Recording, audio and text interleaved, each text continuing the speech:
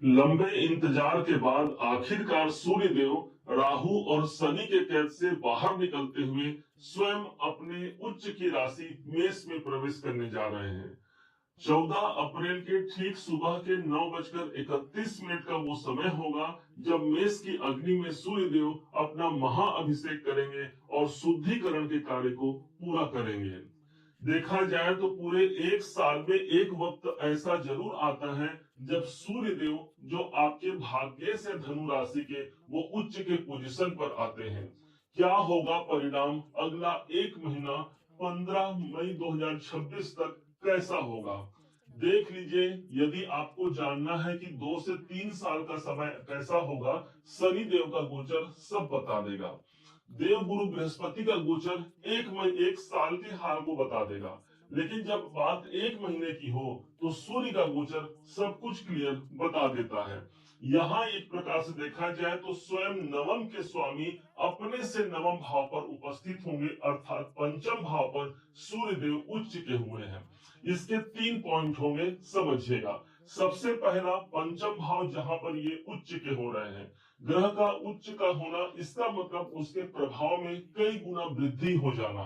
पंचम भाव संतान से जुड़े हुए चिंताओं से हमको मुक्त करता है। संतान संबंधी कोई विशेष कार्य हमको करना है, सूर्य का प्रकाश वहां पर उपस्थित हो गया।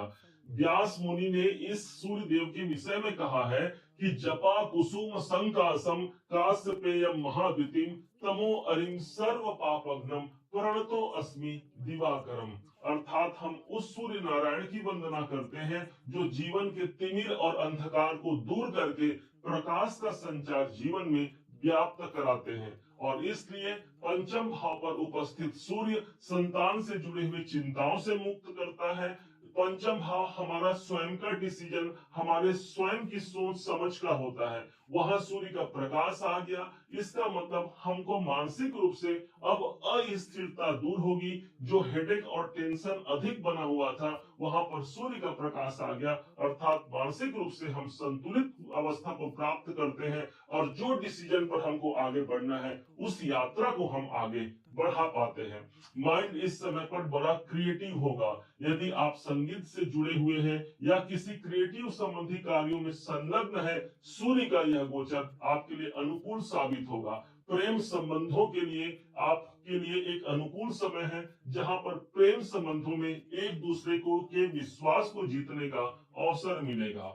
दूसरा पॉइंट, सूर्य सदैव के लिए इनके पास एक ही दृष्टि होती है और वो है इनकी 7वीं दृष्टि। इसका कारण यह है कि एक राजा के पास मात्र सम दृष्टि होती है और उसी सम दृष्टि से सूर्य के पास जो दृष्टि है वो देख रहे हैं अपनी दृष्टि से ठीक 11वें घर को, जहां पर 7 नंबर की राशि है। ये राशि शुक्र की राशि है। सूर्य की दृष्टि का पड़ना अर्थात हमारे मनोरथों को यहाँ पर सिद्ध होने का एक अवसर मिल गया। 11वां घर इच्छाओं की पूर्ति है। 11वां घर हमारे लाभ के वातावरण को प्रदर्शित करता है। इससे कोई लाभ, कोई ऐसी सिचुएशन जहां तक हम नहीं पहुंच रहे हैं, इसका अवसर, कोई धन लाभ चाहिए, परिवार का लाभ चाहिए या फिर अपने कैरियर में उन्नति चाहिए, सूर्य का गोचर हमारी इच्छाओं की पूर्ति के भाव पर है। वो इच्छाएं हमारी पूरी हो जाती हैं जिन इच्छाओं पर हमने कभी काम किया था या जिन इच्छाओं की पूर्ति को हम प्राप्त करना चाहते हैं। इस समय पर आप ज्यादा सोशल होंगे, सामाजिक कार्यों में आपकी रुचि रहेगी, लोगों से आप मिलते जुलते हैं, अपने कार्य को आगे बढ़ाते हैं। सूर्य का संबंध गवर्नमेंट से होता है, इसलिए गवर्नमेंट संबंधी कार्यों को पूरा करने के लिए, शासन से जुड़े हुए कोई नेगेटिव परिणाम मिल रहे हैं, उसकी मुक्ति के लिए सूर्य का गोचर अनुकूल गोचर है। सूर्य को मान सम्मान कहा गया है और इसलिए मान सम्मान की प्राप्ति होती है। आप जहां जाते हैं वहां आपको पूछा जाता है, परखा जाता है, आप स्वयं इसकी अनुभूति ले सकते हैं अगले एक महीने तक। ध्यान रखिएगा। तीसरा पॉइंट, जहां पर सूर्य देव सदैव के लिए आपके भाग्याधिपति बनते हैं, अर्थात धनु राशि के भाग्येश हैं सूर्य देव। जब भाग्य के मालिक ही उच्च के होंगे, इसका मतलब हमारा भाग्य भी भरपूर अवस्था पर आकर के हमारा साथ देगा। हमने जो अपने कर्म किए हैं वो हमारा अपना स्वतः का कर्म है, लेकिन साथ में यदि भाग्य मिल जाए तो वही ईश्वर की कृपा होती है। तो इस समय पर न सिर्फ हमारा कर्म क्षेत्र बल्कि ईश्वर की कृपा को आप अपने जीवन पर आत्मसात करके आगे बढ़ेंगे। धर्म स्थान के मालिक है सूर्य देव, और इसलिए धर्म की स्थापना होती है। धर्म त्रिकोण के भाव पर है। धर्मवान आस्थावान होते हैं, मंदिर तीर्थ स्थान पर जाने का एक सौभाग्य बनता है। हो सकता है दूर की यात्राओं का आप सोच रहे हैं, तो उन दूर की यात्राओं से एक भाग्य लाभ भी मिलेगा और हमारी वो यात्राएं सफलता पूर्वक सिद्ध भी होंगी।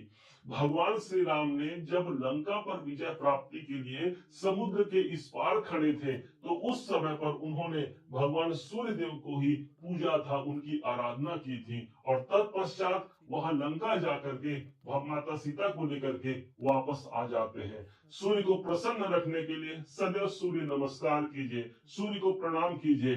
तब तक सूर्यदेव आपके लिए शुभ प्रमाण नहीं दे सकते जब तक आपके घर के पिताजी पीड़ित है, परेशान है। ध्यान रखिएगा, जन्म कुंडली में भी सूर्य यदि उच्च के हों या बहुत अच्छे पोजीशन पर भी हों, लेकिन आपके घर के पिताजी कोई परेशानी में है, तो ये सूर्यदेव अच्छे होते हुए भी आपको शुभ परिणाम देने में कमी कर देंगे। इसलिए साक्षात भगवान सूर्यदेव आपके पिताजी हैं। पिताजी नहीं है तो पिता तुल्य जो व्यक्ति है उसका मान सम्मान आदर करने से हम अपने सूर्य को मजबूत बनाते हैं, उनका लाभ ले पाते हैं। आदित्य हृदय स्तोत्र का पाठ करना सदैव उन्नति कारक होता है। साथ ही सूर्य के 12 नाम सुझाए गए हैं।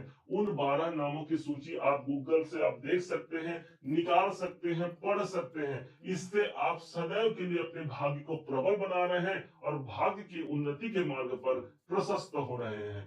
उम्मीद है आप सबने इसे समझा, आप सबने इसे जाना है।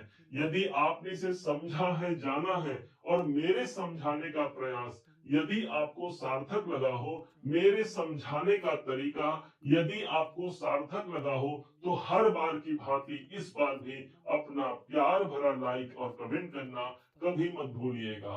और हाँ, यदि अभी तक आपने चैनल को सब्सक्राइब नहीं किया है, सब्सक्राइब जरूर कीजिएगा। पुनः एक बार फिर आप सभी का दिवस बहुत मंगलमय हो, इन्हीं शुभकामनाओं के साथ। जय श्री राम।